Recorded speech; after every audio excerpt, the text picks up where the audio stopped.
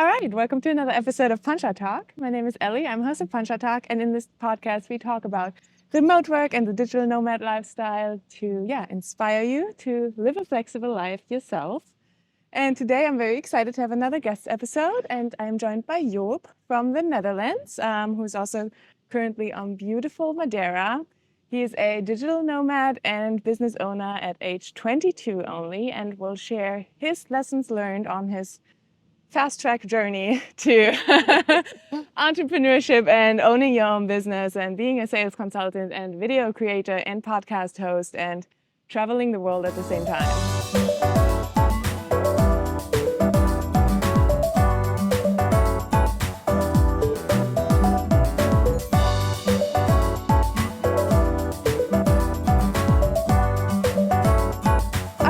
So thank you for taking the time today on this sunny day to do a podcast with me. Yeah, maybe you just start by introducing yourself shortly and how you got to Madeira.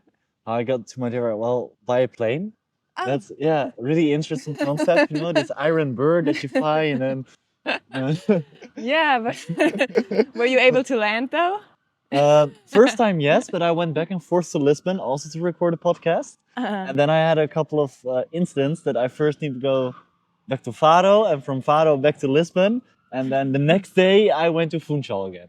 So nice. Yeah, that's not nice. always easy on Madeira, but when you're here, it's nice. It is very nice, yeah. So when you're not on a plane, what do you do in life? What do I do in life? A lot. Like I create contents on my own YouTube channel. I'm a sales and marketing consultant, commission-based, so to sell marketing software for a Dutch company. That's what I do remotely. It's my main income right now as a freelancer. And now I also launched my own business with my companion, where we help coaches, consultants, and agencies with content creation and how to repurpose that content through AI integrations. Sounds really fancy. It's just some technical jargon that my companion knows things about, and I just think of and say, build it, please. Nice. I don't understand all the technical sides. Nice. And also the Digital Nomad podcast. And the podcast and the traveling. And the travelings. Yeah, that's already a lot for somebody at such a young age in your early 20s. How was your journey to get there? Because it's quite unusual to have multiple businesses at your age already. That's the thing, like, first, before I went on this whole journey, I was in theater school.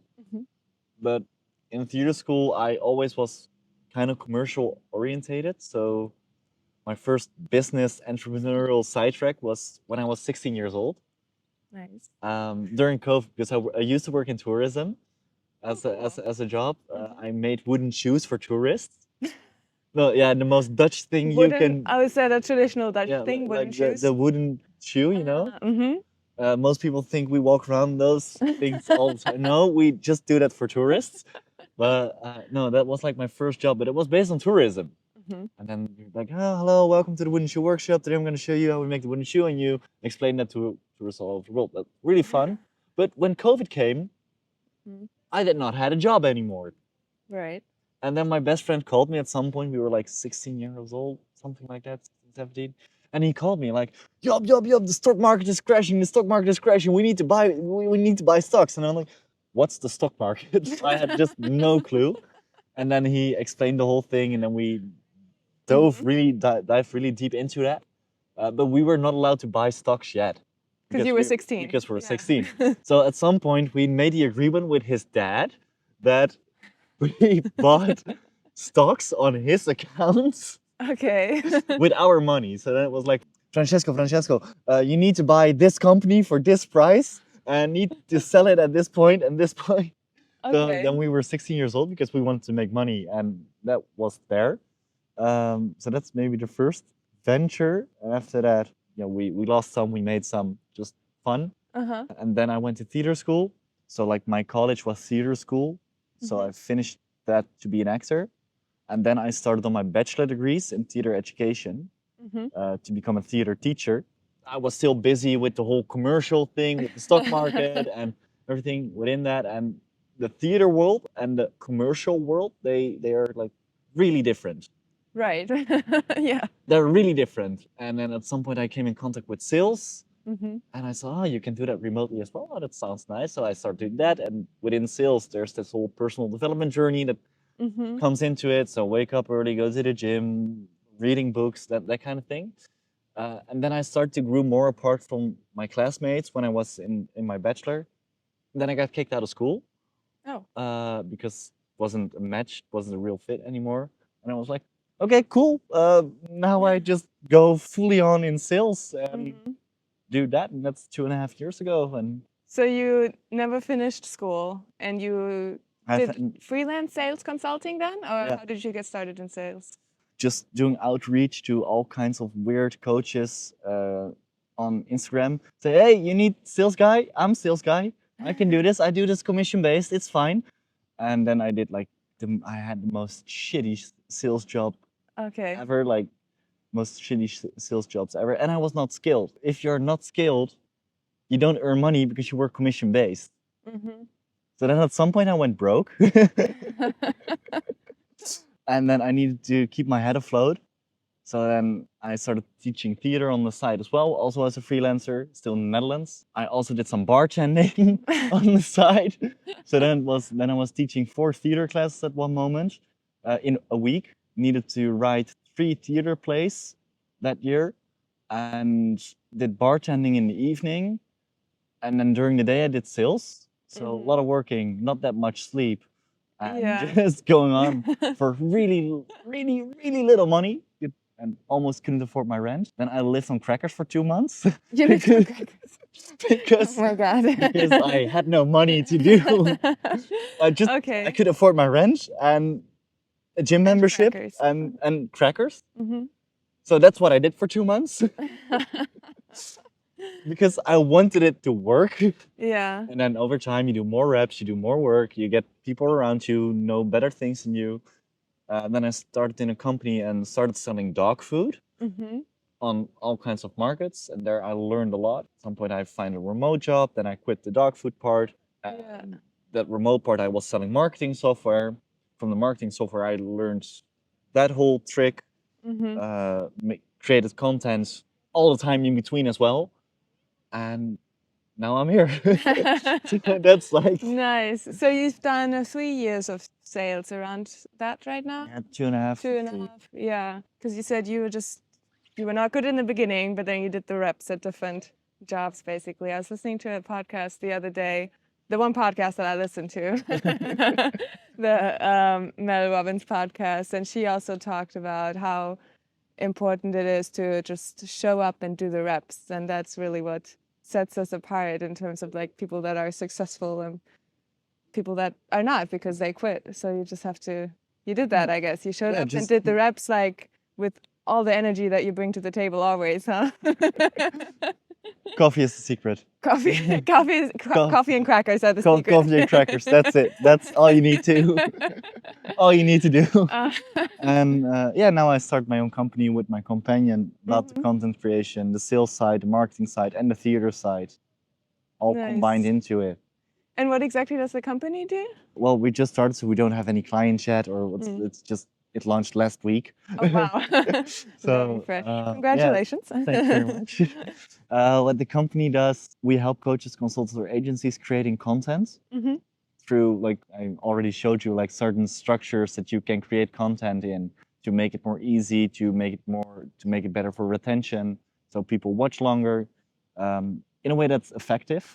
And if you create that content, it's structured in a way that can be repurposed really easily, so that you can make 3 shorts out of one piece of content. Hmm. My companion created an AI system that can do the YouTube transcriptions, like the YouTube description, SEO, titles, so you don't have to think of that yourself. Nice. Also can create LinkedIn posts from your Yeah. content, and also can create like Instagram carousel. We're building it right now, blog posts, email newsletter, like just from one piece. So then it only takes you 2 to 3 hours to create the script and record that one piece, because we can also have in-house video editors. Hmm. So that's also done for you. And you have like 20 pieces of content that you can put out a week. If you do it strategically, you can also use the same context in your funnels. So you build more trust with your client, and the more trust you build, the easier it becomes for them to buy from you, because it takes around 5 to 10 hours of consumption time before someone trusts you, and 7 to 8 contact moments on multiple platforms before they finally recognize who you are. But I mean, things take time in life, like with sales as well. You have to be very persistent and just keep it, like stick to it, right? In order Yeah, to because at progress. first it will suck. It will suck. Just as we talked about that today as well. Yeah. Like your first piece of content that you will put out, it's gonna suck. It's gonna be really bad. Yeah. But now after 60 episodes of Pancha Talk, 16, yeah. 16, yeah, it's way better than your first. Of course, yeah, So if you yeah. put in the reps, it's gonna be better. And What is it that gives you the motivation to keep going in your life with the sales? Are you just very passionate about everything? 'Cause sometimes you sold like dog foods and stuff like that. That's not yeah, but that's why I quit. super motivating. Well, Okay. because I always say to friends like, well, what are you doing right now in your life? Like, I have no clue. I'm just doing stuff. But I think that's the most important thing, to Mhm. just keep on doing stuff. But also, like, I have a really big fascination for people. Mhm. People are really interesting. Human history, human psychology, just how humans work in general, because we're weird creatures. Like, we're weird. And that's nice. I like that.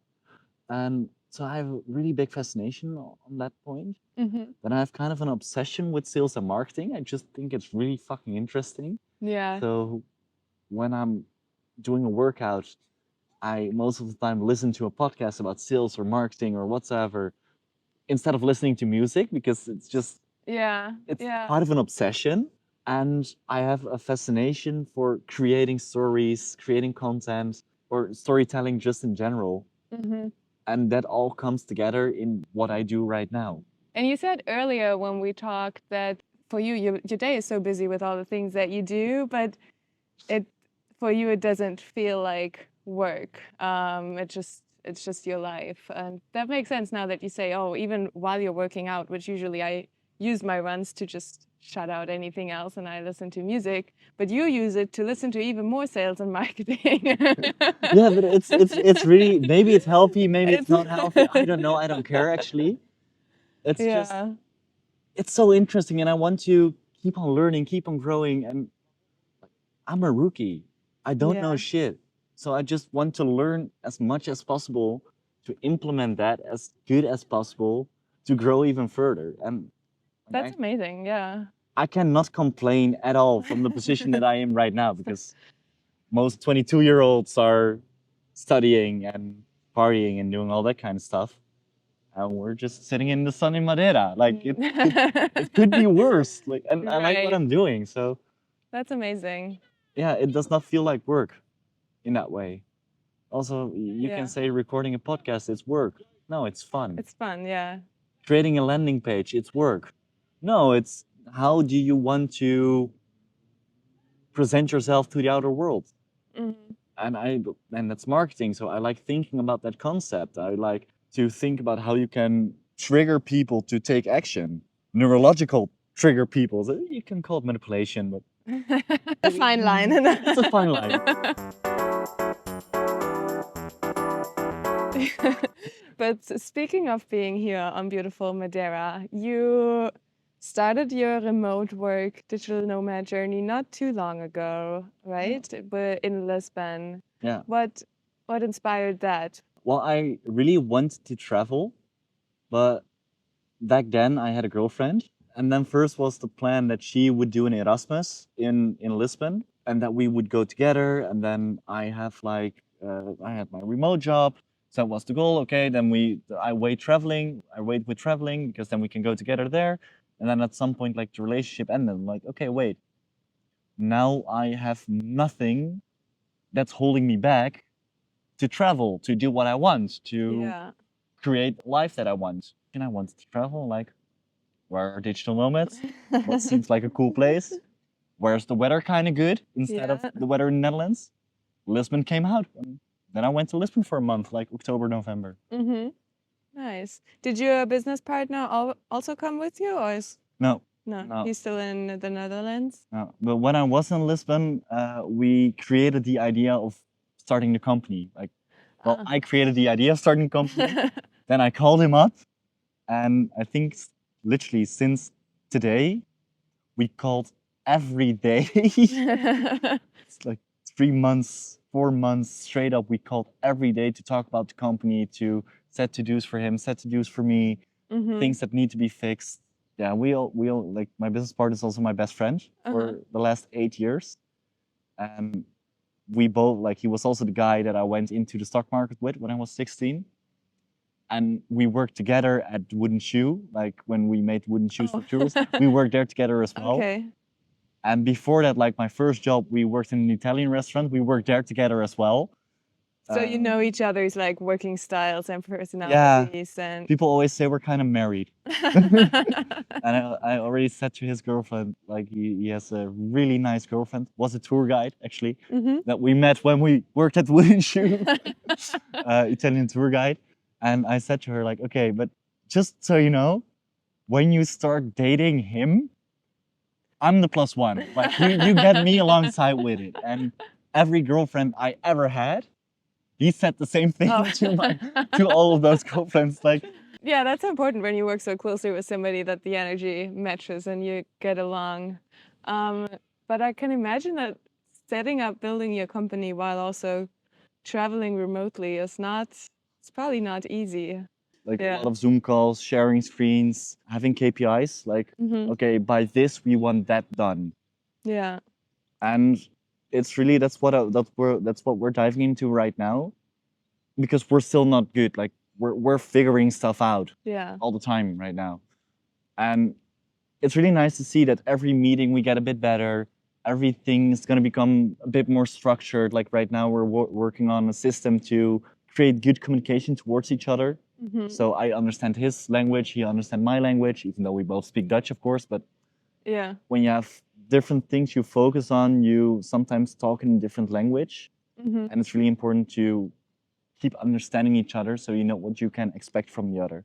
Those are things we're working on right now through Notion templates or whatsoever. It's work in progress. Learn by doing.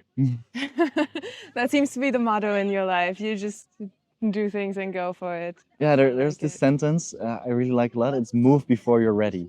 And if you move before you're ready, it's I have 30% of the information, 40%, 60% maybe. Good enough. Let's just do it. Let's just go and go into action, because action drives results. If you don't take action, you never get results. And if you never get results, you have nothing to reflect on. So you need to do stuff. Thinking about ordering a steak in a restaurant is not the same as ordering the steak and eating it. Thinking about it is a concept. Ordering the steak is an action, eating the steak is an action, and then you can reflect, do I want to go often to this restaurant or not? Yeah, action is the thing that defines the concept into reality. Well said.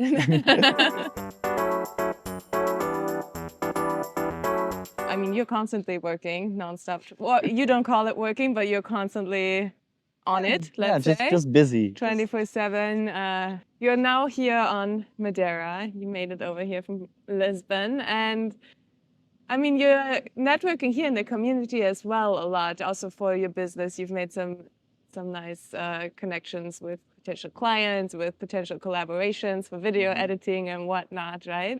Are you happy about your digital nomad life right now, or how's it enhanced your journey? It's fun. Yeah. It's just fun. Like, meeting people is fun. I love people. Like I said, I have a big fascination. My people are fascinating. They're weird creatures. And like doing this right now with this view in the sun, having a talk about something, it's fun. I just like doing it. I don't think about it too much. Nice. And you're gonna keep doing it, right? The traveling. No, for a right while, now you I'm have just some gonna travel stop plans? and bury myself somewhere and just. After all the travel inspiration I gave you. No, I really wanna, because I think the more perspective you gain, the broader your worldview gets, and the broader your worldview gets, the more things you can get done. Because in the end, you need to understand what's going on with others, what's going on with other people, to create and build from that. And I think traveling is a really nice way. You said yourself in the talk we had earlier to meet new perspectives because you're never done learning. If you go to different places, you learn different things. And it's cool to see the world. Like, let's be honest. I mean, yeah. Let's be honest. It's just cool. Like,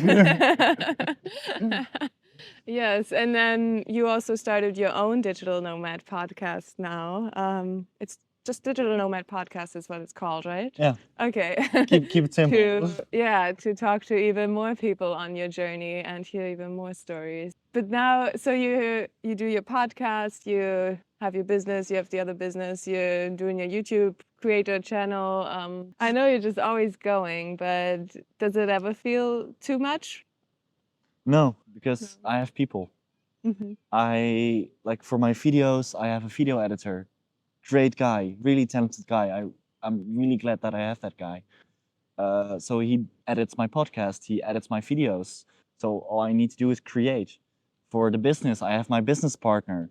So then I don't do that alone as well. All I need to do is create. And I'm a creator. That's what I like doing. That's what I love doing. And for the sales and marketing consultancy, there I also have a team around me. Like I have two people working underneath me.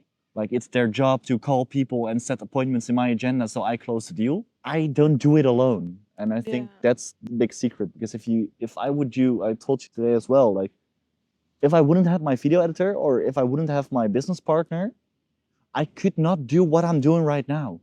It's not possible because I only have two hands in 24 hours. Yeah. And you're using those 24 hours to the max though, when I look at your schedule.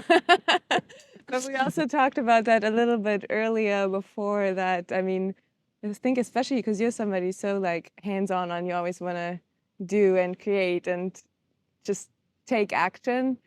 Have you struggled with deciding which parts to outsource and what to keep? No, it's quite simple. If I don't have time to do something and other people can do the same thing better than me, because I'm not holy, I'm not good at everything, then outsource it. It's that simple. Like it's not complicated. If other people are better at the thing that you don't want to do or don't have time to do for, then let the other people do it. I'm not gonna do my own bookkeeping because I hate doing it. I'm really bad at it, and my accountant knows the rules way better than me. So why in the hell would I spend 3 to 4, 5 hours of my time doing bookkeeping if I can just pay a guy to do that? And I can spend my time talking to clients, doing podcasts, doing creating, to build towards the future, to use my time well. No, that's really nice. It's great that you have like found the thing that you really love to do and that you're good at, and you've managed to build partnerships and find people to help you with all the other stuff that comes with it. That you can. But in the end, like everything you see around you, everything is just networks combined. Yeah. Every company, you buy a network. When you buy a company, you buy a network. They pay people to do stuff. You want stuff to get done. It's a network of people. For example, when you eat a piece of ice cream, you go to the place where you buy an ice cream. They made the ice cream. They have maybe people who make the ice cream. They bought the recipe for that same ice cream from people. Then they bought the whole thing that they can create the ice cream. Like it's all done by people. Everything is connected in a network of people. And if you don't want to be a part of that network, you make use of other networks to get the thing that you want. It's all connected in a way. Yeah. Does it make sense what I'm saying? I think so. Now I want ice cream.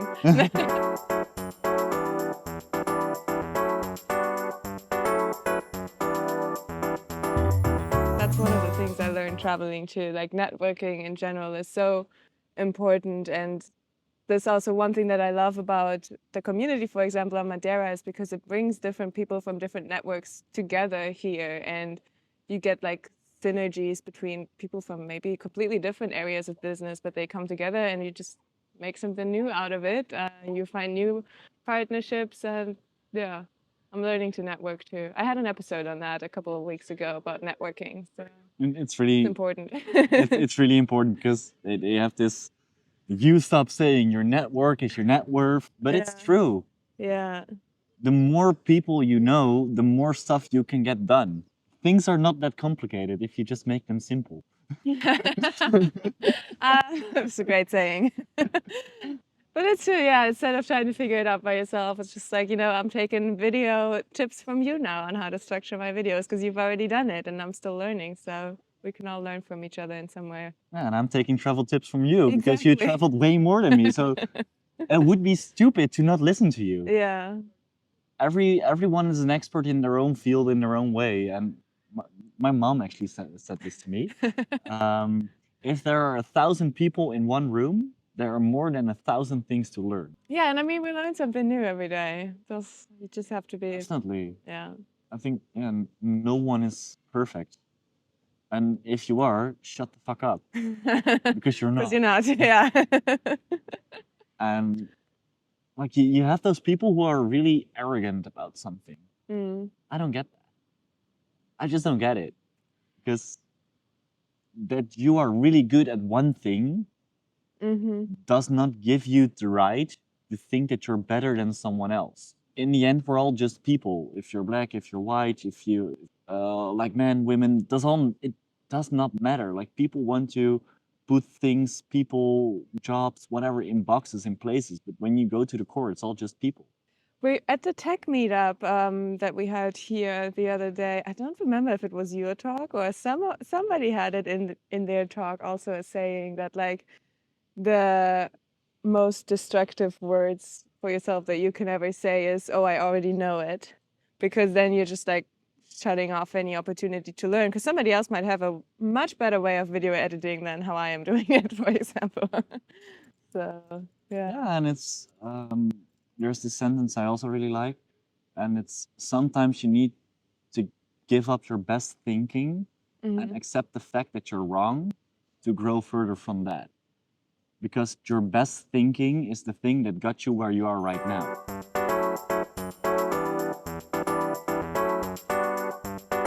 Was there a moment in your career so far where you've realized, oh, fuck, I've been doing this wrong, and you gave up your thinking? Multiple. Multiple. Like when it comes to sales calls that I had, sales conversations that I had, people who had way more experience than me took the time that I really appreciate to sit down with me and review a sales call, for example. And then they're just, okay, so that's wrong, that's wrong, that's wrong, that's wrong. You don't do that right. You don't do that right. And you're just like, fuck you. You're like, Fuck you. what am I even doing here? And I think like the more you know that you don't know nothing. Yeah. Something like that. Socrates, I thought. Oh. That's really important to remember because it humbles you a lot. If you're arrogant, just shut up. Yeah, never stop learning. Yeah, that's really important. And your dog, yeah. Sorry, I'm distracted by the dog. Yeah, but it's I think that's the thing. Like, you need to give up your best. If you don't like where you are right now, then listen to people who already walked the path that you want to walk. Yeah. Because they already done it. So listen to them. And their thinking must be different than yours because they're in a different place. Like it's only logical in that way. Yeah. So then you need to give up your best thinking because that got you to the place where you are right now. And if you don't like where you are, then shut up. It's Listen. not your best thinking. Nice. No, that's really nice. And this is why I love traveling, because I think it just like opens your mind, and I feel like I'm always so much more to just like receiving different things, and there's just much more like inputs and opportunity to learn when you travel and you meet different cultures, communities, people along the way. So I'm excited today for you to continue your digital nomad journey now and check out different countries. Definitely go and do it. I already told you that I'm coming back to Madeira probably the end of this year. Not sure yet, but I want to go back to Madeira definitely. So Nice. We'll do another podcast then, and you can give all of your learnings from your year of traveling. Yeah, for example, and maybe it sounds stupid, but when I first started, it was, oh, I want to make money. Rolexes are cool cars, and everything went in that. And now I'm like, I need a suitcase and I'm fine. Yeah. You don't need that much stuff. And it was really an eye-opener, and that's something I learned from being here in Madeira. Yeah. It's really an eye-opener that you don't need that much. Keep it simple, right? Yeah, keep it simple. That's it.